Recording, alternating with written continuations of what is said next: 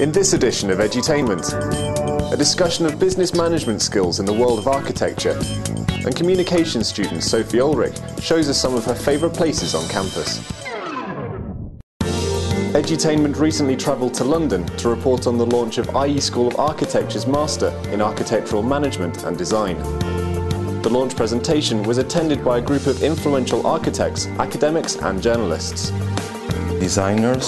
We designers are ignorant about business matters. The management part has been always kept, very minimal or non-existent in all international programs related with architectural design. Edutainment sought opinions on these provocative statements. Architects have never known how to run a business properly. I think it's part of our training not to know anything about business. I mean, in a way, we sort of we just enjoy the artistic side of life and the sort of creating things. We don't actually enjoy the business side of life at all. And I think it is a gap, and I think it's always been a gap, and I think it probably always will be a gap until it's sorted out.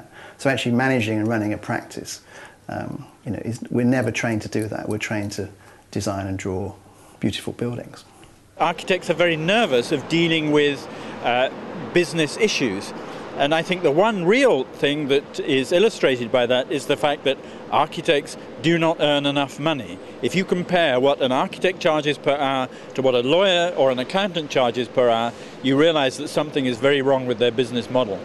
Until you get very big and bring in a business manager, or when you're really small and just growing, there's this period of time where you really need to be on top of your management of the team. And many of these people are ultimately designers or architects, and they've never really encountered management issues or thought about how to structure their business for growth or structuring it to go internationally. So yes, there is a gap, and it's a crucial one to be filled either by architects who go back to school or to bring business people from the outside world to come in and train members of the profession.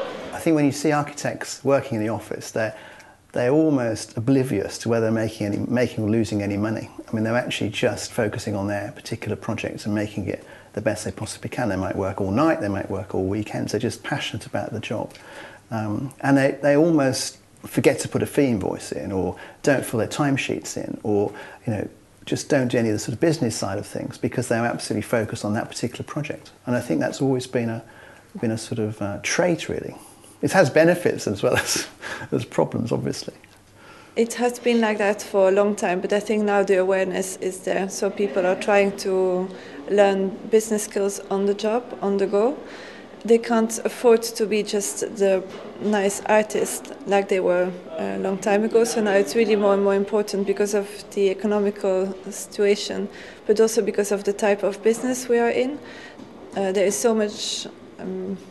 There are so many different architects around. There is a lot of different kind of architecture. You really have to fight for your projects. So the business skills become really, really more important every day. One of the biggest issues that many practices face, particularly at times like this, is that suddenly, if they've been involved in certain sectors, that suddenly that work drops away and they have big difficulties running a practice. They'll go from 80 people to 40 people to 20 people, and then they have to build up again. So actually trying to have more of the skills that actually understand what makes a sustainable business is probably very important to creating a sustainable business. The new programme's launch sparked a robust discussion about the nature of business management training for architects. Design still is our main column. Design is not the best. At the end, no matter how good you're at management, you won't be able to, be successful. So we don't forget about that. We asked our participants, do you think the profession as a whole has been hampered by the lack of focused business training? Yes, I do, and I was really interested, really interested by the course that's being discussed this morning. I'd love to do it. I probably haven't got time to do it, but I'd love to contribute to it. We certainly would be interested in sending associates that we think would become partner material to actually advance their abilities. But I think relative to the profession as a whole and ideas like this in education, I think through our training on projects, we're taught to think outside the box. What I don't think we do is think outside our own box. Architecture is rather stuck in a rut, I think, at the moment. It's lost out over the years work to others, project management to cost consultants and quantity surveyors, planning to other sorts of planners, not design planners. And if architects are to maintain a powerful role in creating new environments, then they have to understand the way business works. I mean, hampering is, I mean, we know some brilliant architects have gone bankrupt, 3 or 4 or 5 times. I think it's, in a way, the buildings are still fantastic buildings. I think it's, and that's in a way what we're all in it for. We're not really in it to make a lot of money. We're in it to actually design and produce great buildings. I mean, there are some architects, who do make a lot of money and actually see that as the end game. But I think it's, from my point of view, that's not the end game. So it doesn't really matter to me. I just rather get some beautiful buildings which work for people, over my lifetime, and not worry about whether I've made a lot of money or not. Architects tend to love more the artistic side of the profession, of our activity, and in that sense, business skills have been understood as something that could be superfluous at some point.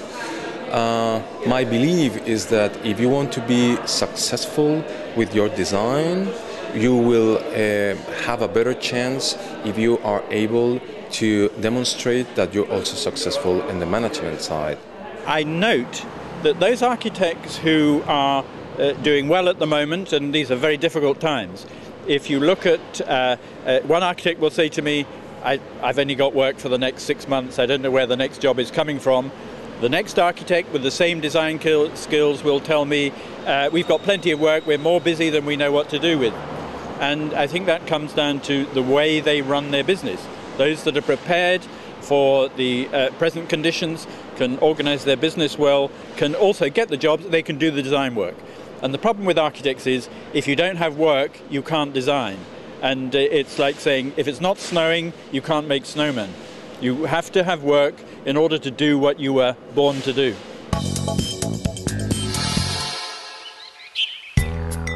Following last episode's campus tour with Vice-Chancellor for Student Affairs Miguel Larrañaga, Edutainment would like to extend that tour with a student's perspective.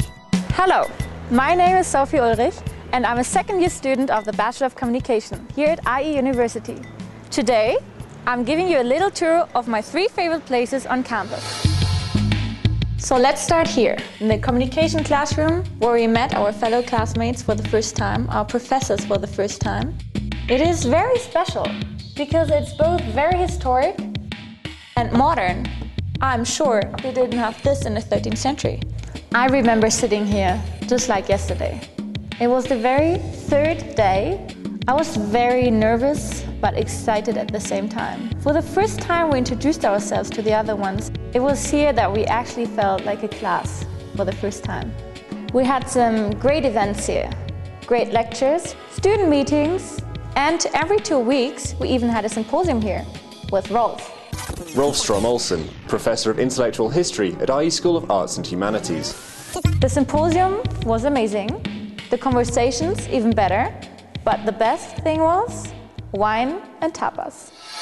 Welcome to my second favorite place on campus, the television studio. Let's go inside. This is the gallery, full of technology, but let's go inside the studio.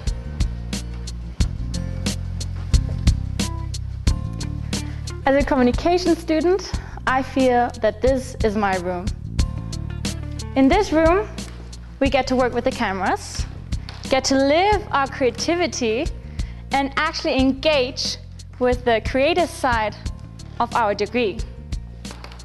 Last week, for example, we came in here with one of our courses and had a press conference. A lot of fun. But once more, please notice this beautiful setting. What a brilliant idea to put a TV studio in here. The contrast of the old and new again. But now, I want to show you something else. Studying at a university like this also means being very, very busy.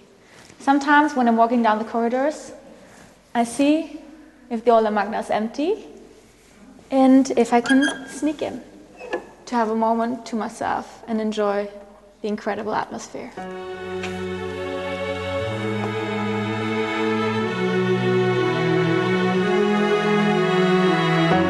Behind those doors, you would expect anything.